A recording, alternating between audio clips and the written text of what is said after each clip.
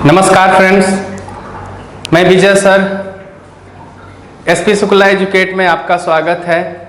TET super TET और BEO के लिए एक प्रैक्टिस बैच लेकर आ जाए हैं।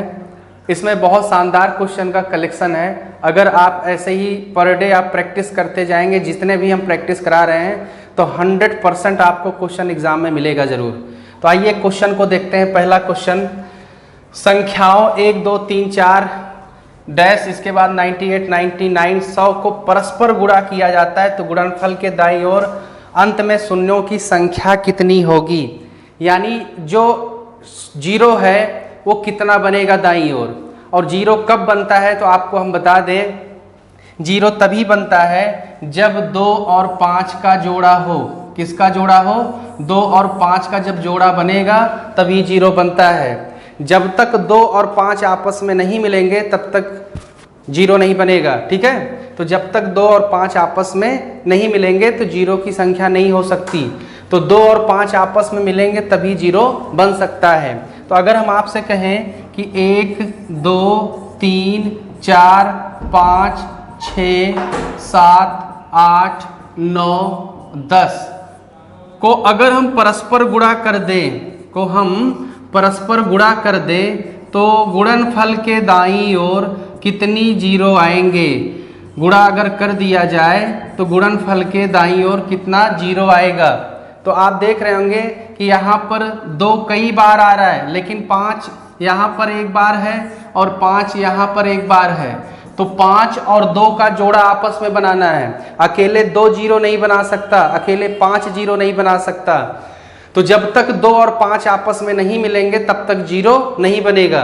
तो ध्यान दें, तो हम सबसे पहला काम क्या करेंगे, ऐसे क्वेश्चन में जो आखिरी संख्या रहेगा, आखिरी संख्या लेंगे और इसमें आप 5 से डिवाइड करते जाएंगे। 5 से डिवाइड करने का मतलब ये है कि 2 कई बार आएगा लेकिन 5 कम बार आएगा। लेकिन जोड़ा किसका लेना है? 2 और 5 का। तो 5 से डिवाइड करेंगे तो कुछ भागफल आएगा। कितना भागफल आया? यहाँ पर 20 आया। और फिर भागफल को लेकर फिर 5 से डिवाइड करेंगे और कितना आएगा? यहाँ पर 4 आएगा। और 5 से तब तक डिवाइड करते जाएंगे जब तक वो 5 से छोटा ना हो जाए। तो आप देख रहे होंगे, और इस भागफल को अगर हम जोड़े तो कितना आएगा? ये टोटल 24 आएगा। तो अगर हम 1 से लेकर लगातार 100 तक गुणा करें तो गुणनफल के दाईं ओर जो जीरो की संख्या होगी, शून्य की संख्या, वो कितनी होगी? 24 होगा। क्लियर हुआ? तो चलते हैं आगे क्वेश्चन पर। इस तरीके से आप जीरो की संख्या कैसे भी क्वेश्चन दिया जाए, अगर परस्पर आपस में गुणा किया जाता है तो आप क्या करेंगे, आखिरी संख्या लेकर उसमें 5 से डिवाइड करते जाएं। जो भागफल आएगा भागफल को भी लेकर डिवाइड करें और ऐसा काम तब तक करें जब तक वो 5 से छोटा ना हो जाए। आगे चलते हैं दूसरे क्वेश्चन पर। दूसरा क्वेश्चन देखिए, कह रहा है 2 संख्याओं का लघुत्तम समापवर्त उनके महत्तम समापवर्त का 12 गुना है। महत्तम समापवर्तक और लघुत्तम समापवर्त का योग 403 है। यदि उनमें से एक संख्या 93 है तो दूसरी संख्या क्या है? ये क्वेश्चन है। लघुत्तम समापवर्त और महत्तम एलसीएम और एचसीएफ का में एक रिलेशन होता है, आप लोग जानते होंगे। एलसीएम एचसीएफ का जो रिलेशन है वो लसा गुणे मसा बराबर पहली संख्या गुणे दूसरी संख्या होती है। एलसीएम और एचसीएफ का एक रिलेशन होता है। एलसीएम गुणे एचसीएफ बराबर होता है पहली संख्या गुणे दूसरी संख्या। इसमें कह रहा है 2 संख्याओं का लघुत्तम समापवर्त उनके महत्तम समापवर्त का 12 गुना है। अगर हम महत्तम समापवर्त को x मान लें तो जो एलसीएम होगा वो महत्तम समापवर्त का 12 गुना है। तो ये कितना गुना हो जाएगा? 12x हो जाएगा। क्लियर? तो लसा 12x है, ठीक है, और मासा कितना है? x है। पहली संख्या इसमें, सॉरी, यहाँ पर अगर हम आप बात करें तो यहाँ पर योग दिया है। यहाँ पर क्या दिया है? योग दिया है। तो योग कितना है? 12x एलसीएम और x एचसीएफ। लासा प्लस मासा दोनों महत्तम समापवर्त और लघुत्तम समापवर्त का योग 403 है। तो यहाँ पर 403 तो आप ध्यान दें 12x और x मिलकर कितना हो जाएगा 13x। 13x बराबर 403, तो x बराबर क्या होगा 13 से जब आप कैंसिल करेंगे तो 13 3 39, 13 1 कम 13, यानी आपका x आ गया 31 और x क्या है मासा है, x क्या है मासा। तो लघुत्तम समापवर्त क्या होगा, तो लघुत्तम समापवर्त अगर कहें तो लघुत्तम समापवर्त 12 गुणे 31 होगा, क्योंकि लघुत्तम समापवर्त 12x है और x की वैल्यू कितनी आई 31 और मासा कितना आएगा 31 आएगा। पहली संख्या इसमें दिया है उनमें से एक संख्या 93 है, तो दूसरी संख्या आपसे पूछ रहा है, तो अगर हम 33 अगर दूसरी संख्या आपसे पूछ रहा है तो दूसरी संख्या जो होगा दूसरी संख्या होगा यक्ष हम मान लेते हैं, पहली लघुत्तम समापवर्त गुणे महत्तम समापवर्तक और इधर पहली संख्या गुणे तीसरी संख्या, ठीक है। तो यहाँ से हम इसको कैंसिल कर देते हैं, 31 का 3 बार में कट जाएगा और 3 का यहाँ से 4 बार में कटेगा, 4 का 31 में गुणा करेंगे 4 1 कम 4, 4 3 12, तो जो दूसरी संख्या आएगी दूसरी संख्या क्या होगी 124 होगी। तो आप समझें पहले एक रिलेशन होता है लघुत्तम समापवर्त और महत्तम समापवर्तक का, तो ल स गुणे म स बराबर पहली संख्या गुणे दूसरी संख्या। यहाँ पर जो महत्तम समापवर्तक है वो दिया नहीं है, लेकिन कहा कि जो लघुत्तम समापवर्त है वो महत्तम समापवर्तक का 12 गुना है, तो इसलिए म स को हम यक्ष ले लिए, तो ल स कितना हो गया 12 यक्ष हो गया। फिर कह रहा है कि महत्तम समापवर्तक और लघुत्तम समापवर्त का योग, दोनों का जोड़ कितना है 403 है, तो दोनों को जब जोड़े तो 13 यक्ष आ गया बराबर 403, तो यक्ष बराबर कितना है 31 और यक्ष क्या है महत्तम समापवर्तक है।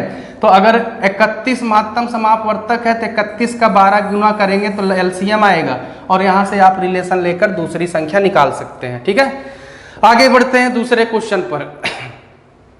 देखिए कह रहा है रमन अपनी आय का 80% व्यय कर देता है, यदि उसकी आय में 25% की वृद्धि हो जाए तथा उसके खर्च में 10% की वृद्धि हो जाए तो उसके बचत में कितने % की वृद्धि होगी।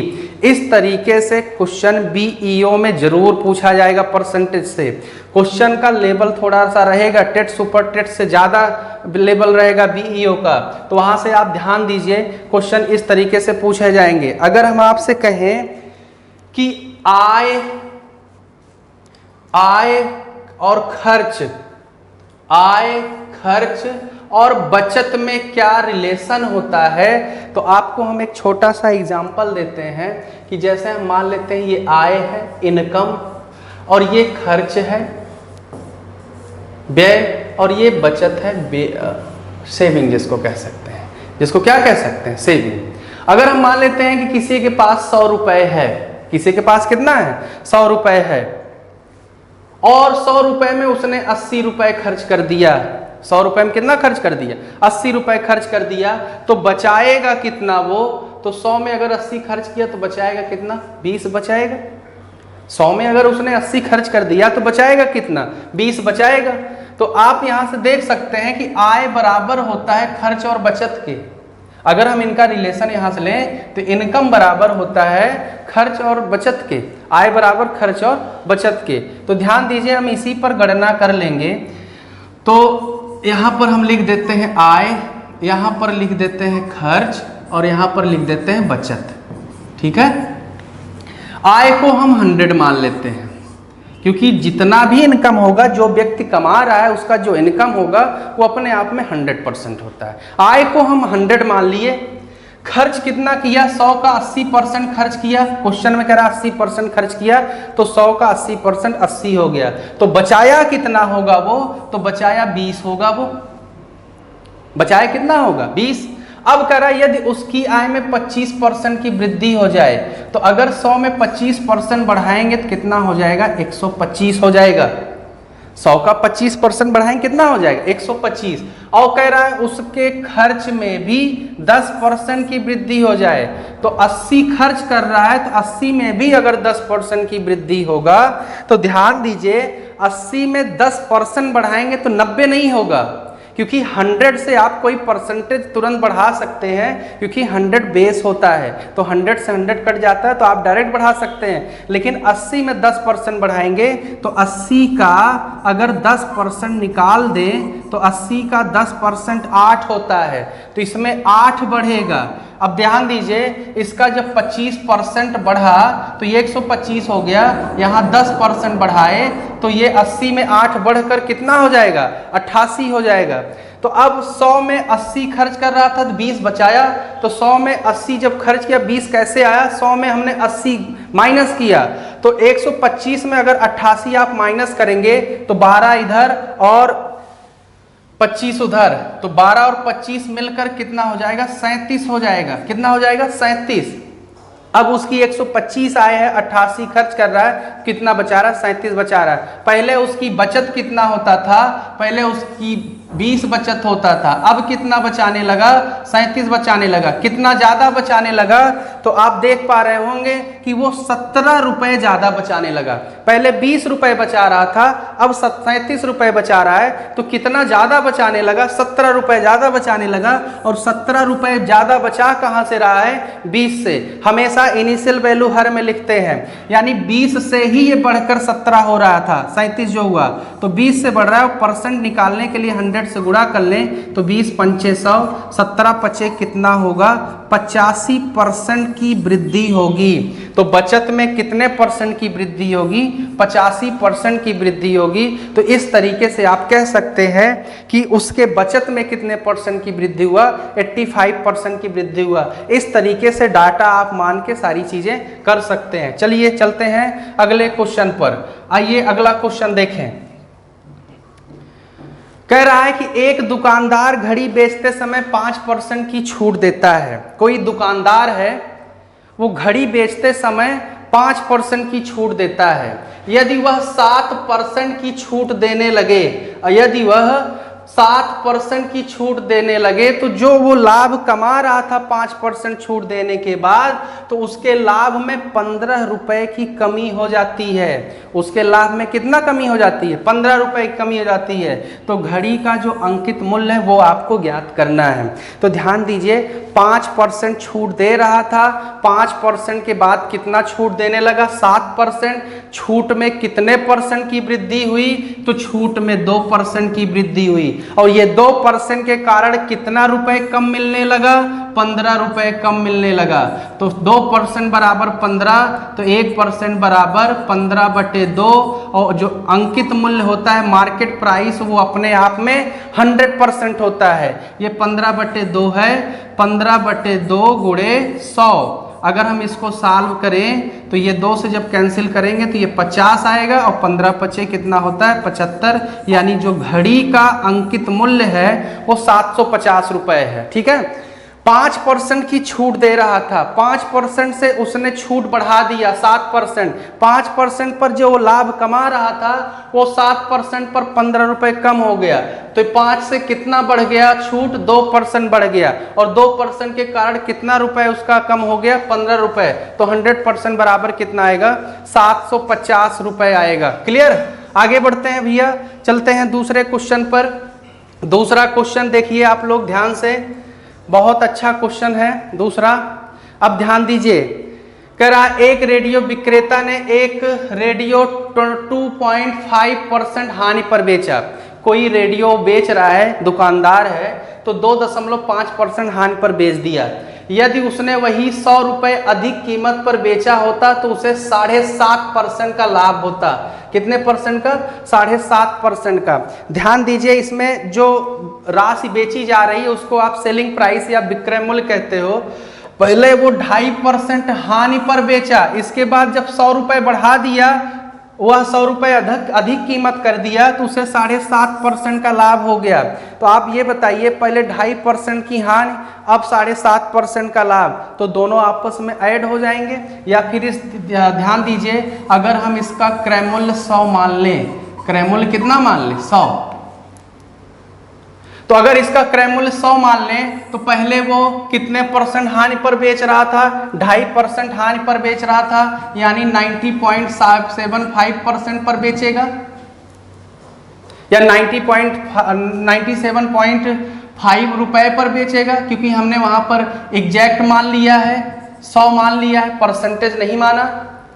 लेकिन जब वो 100 रुपए बढ़ा दिया उसने अपनी कीमत, तो उसका कितना परसेंट लाभ हो गया? 7.5%, यानी 107.5% लाभ होने लगा। पहले यहां पर ये विक्रय मूल्य है और ये भी विक्रय मूल्य है, ठीक है। तो अगर हम इनका अंतर लेंगे, इनका अंतर, तो 97.5 और 107.5 का जो अंतर आएगा वो कितना होगा? 10 होगा। तो कितना परसेंट होगा? 10%। और 10% कारण कितना हो गया यहाँ पर? 100 रुपए। 10% के कारण कितना हो गया? 100 रुपए। अगर 100% निकालेंगे तो उसका क्रय मूल्य निकल जाएगा। 100% निकालेंगे तो 1000 इसका क्या है? क्रय मूल्य है, यानी 1000 रुपए में खरीदा था। अगर वो 12.5% लाभ पर बेचे तो कितना रुपए होगा?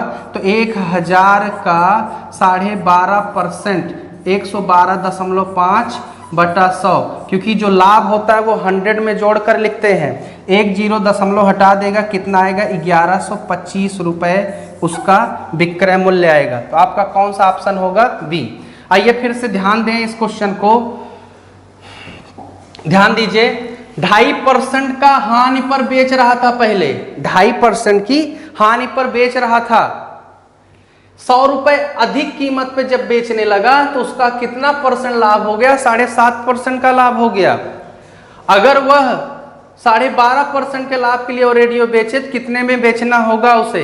तो पहले 2.5% हानि और 7.5% लाभ। 2.5% हानि, 7.5% लाभ। एक बार हानि की तरफ जा रहा है, एक बार लाभ की तरफ जा रहा है, अंतर बड़ा हो गया। अंतर बड़ा इसलिए कह रहे हैं क्योंकि यहाँ पर अधिक और कम का कॉन्सेप्ट है, और जहां पर किसी भी क्वेश्चन में ये शब्द अगर कहीं मिल जाए, ये इससे इतना अधिक हो गया या इससे इतना कम हो गया, तो वहां पर हमेशा हम अंतर लेते हैं, डिफरेंस लेते हैं। तो 2.5 और 7.5, अगर कहता 2.5% का लाभ, 7.5% का लाभ, तो ये आपस में घट जाते। लेकिन एक बार हानि एक बार लाभ, तो आपस में क्या होगा? जुड़ जाएगा। तो 2.5% और 7.5% मिलकर कितना हो जाएगा? 10% हो जाएगा, क्योंकि ये हानि है और ये लाभ है।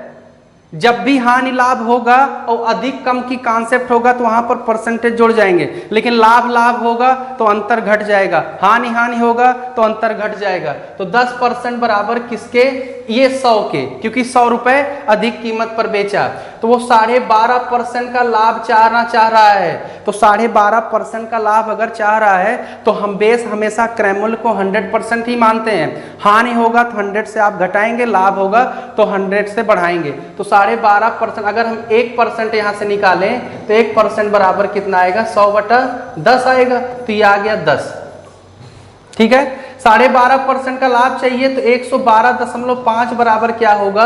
112.5 गुणे 10, तो ये आ जाएगा कितना? 1125 रुपए आ जाएगा। तो इसका जो आंसर होगा वो कितना होगा? 1125 रुपए होगा, ठीक है। आगे बढ़ते हैं दूसरे क्वेश्चन पर। ऐसे इस तरीके से क्वेश्चन पूछे जा रहे हैं, ठीक। देखिए ये भी क्वेश्चन एवरेज से है। ऐसा क्वेश्चन बहुत बार एग्जाम में बन चुका है। कह रहा 8 क्रमागत प्राकृतिक संख्याओं का औसत 38.5 है। इन 8 संख्याओं में से सबसे बड़ी संख्या कौन सी है? तो देखिए कितनी संख्या है? 8 संख्या है, और प्राकृतिक संख्या का क्रमागत है, क्रमिक है। जैसे हम मान लेते हैं पहली संख्या यदि यक्ष है, पहली संख्या क्या है? अगर हम मान लेते हैं पहली संख्या यक्ष है तो दूसरी संख्या यक्ष प्लस 1 होगी, तीसरी संख्या यक्ष प्लस 2 होगा, चौथी संख्या यक्ष प्लस 3 होगा, पांचवी संख्या यक्ष प्लस 4 होगा, ठीक है। छठी संख्या यक्ष प्लस 5 होगा, सातवीं संख्या यक्ष प्लस 6 होगा, आठवीं संख्या यक्ष प्लस 7 होगा। ये कितनी संख्याएं हैं? 8 संख्याएं हैं। और क्या कह रहा है? औसत कह रहा है। तो औसत बराबर आप जानते होंगे, औसत बराबर कुल संख्या का योग, कुल संख्या का योग बटे कुल संख्या होता है, ठीक है। तो कुल संख्या 8 संख्या, सबको जोड़ देते हैं, सबको जोड़ देते हैं, ठीक। कुल संख्या का योग बटे कुल संख्या। कुल कितनी संख्या है? तो 8 संख्या है, बटे 8। कितना दिया है इसका औसत? 38.5 दिया है, बराबर 38.5। अगर आप जोड़ोगे तो यहाँ पर 8x आएगा ऊपर, तो 1 2 1 3 3 6 4 10 10 5 15 15 6 21 21 और 7 28 हो गया। और ये 8 ले जाकर जब गुणा करेंगे तो 8 5 40, 8 28 64, 64 4 68, 8 3 24, 24 और 6 30 आ गया यहाँ पर। तो यहाँ पर दशमलव लगा दे। 28 उधर जब ले जाकर घटाएंगे तो 8 से 8 कट जाएगा, तो यहाँ पर आएगा कितना? 8। ठीक है, तो 280 आ जाएगा। 8 से कैंसिल जब आप करेंगे तो 8 3 24 और 8 5 40 आएगा। तो x बराबर कितना आ गया? 35। सबसे बड़ी संख्या कह रहा है, तो सबसे बड़ी संख्या x + 7 है, x + 7। ठीक है, तो 35 और +7 अगर आप जोड़ेंगे तो 7 5 12 कितना आएगा? 42। तो सबसे बड़ी संख्या क्या आएगी? 42। तो ये तो पूरा बेसिक था, ये पूरा क्या था? बेसिक। देखिए प्रैक्टिस आप इसी तरीके से करेंगे। प्रैक्टिस में मजा तब आता है जब आप कुछ बहुत पढ़े लिखे हों। ठीक, आपको चैप्टर के बारे में जानकारी हो, क्वेश्चन कैसे लगाया जाता है आपका वो तरीका पता होना चाहिए। और तरीका जब पता रहेगा तो प्रैक्टिस में आप तेजी से कर पाएंगे और चीज़ों को अच्छे से समझ लें। ठीक, आगे चलिए, इस क्वेश्चन को फिर से हम बता देते हैं एक नए कॉन्सेप्ट से। 8 संख्या दिया गया है, तो 8 संख्या ऐसे मान लें, 1 2 3 4 5 6 7 और 8। ठीक है, अब ये बताइए 4 संख्या इधर है और 4 संख्या इधर है।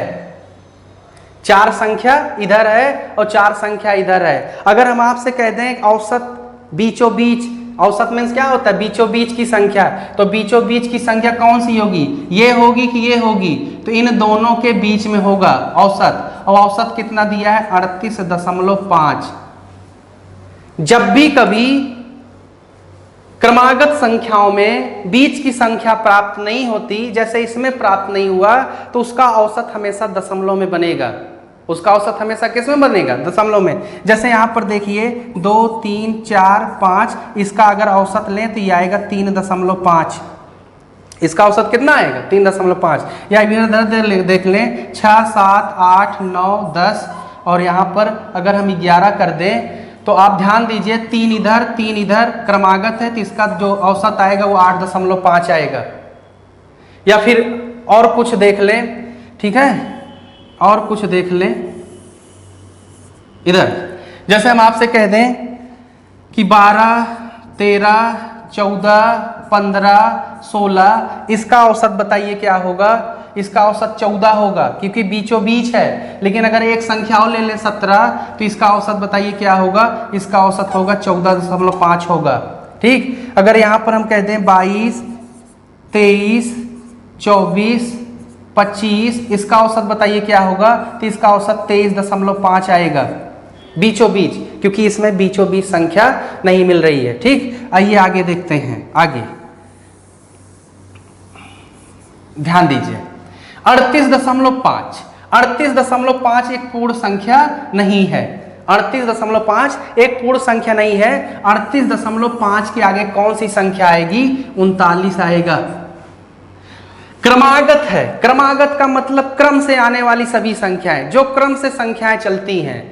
तो 39 के बाद कौन सी संख्या आएगी? 40। 40 के बाद कौन सी संख्या आएगी? 41। 41 के बाद कौन सी संख्या आएगी? 42। 39 से पहले कौन सी संख्या आएगी?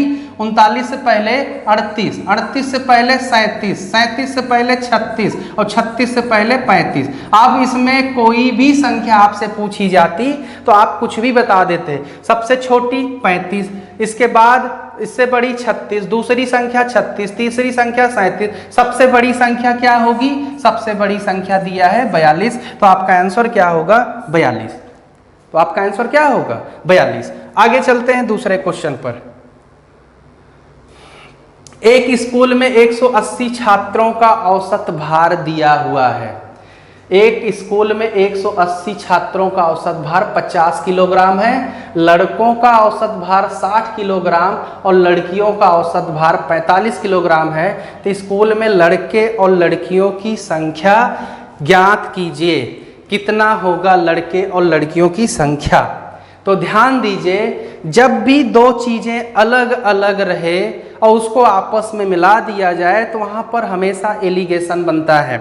एलिगेशन का मतलब लड़कों का औसत भार दिया था अलग से यहाँ पर, फिर लड़कियों का औसत भार यहाँ दिया है और 180 छात्र टोटल है, सबका मिलाकर औसत भार दिया गया है। तो सबका औसत भार मिलाकर 50 किलोग्राम दिया है। लड़कों का औसत भार, जो बॉयज हैं उनका औसत भार कितना दिया है, 60 किलोग्राम, और लड़कियों का जो गर्ल्स हैं उनका जो औसत भार दिया है वो 45 किलोग्राम है। तो आप ध्यान दीजिए, इस तरीके से डिफरेंस ले सकते हैं। 50 और 45 का डिफरेंस कितना आएगा, 5, और 60 और 50 का जो आएगा डिफरेंस वो 10। ठीक है, जो बीच वाली संख्या होती है इन दोनों में से एक से बड़ी होगी, इन दोनों में से एक से छोटी होगी। ये जो बीच वाली संख्या है इन दोनों में से एक से छोटी होगी, एक से बड़ी होगी, तभी एलिगेशन लगता है। तो 5:10 का मतलब हो गया 1:2। अगर हम बॉयज लड़कों की संख्या निकालते हैं तो इनका अनुपात, इनका रेशियो 1 है। अनुपाती योग करेंगे तो 2, 1, 3। टोटल कितने छात्र थे, 180। अगर 3 से आप डिवाइड करेंगे तो आएगा कितना, 60। अगर 60 लड़के हैं 180 में तो 120 लड़कियां होंगी। अगर 60 लड़के हैं तो कितनी लड़कियां होंगी, 120। तो आपका आंसर क्या है, लड़के और लड़कियों की जो संख्या निकालना था 60 और कितना है, 120।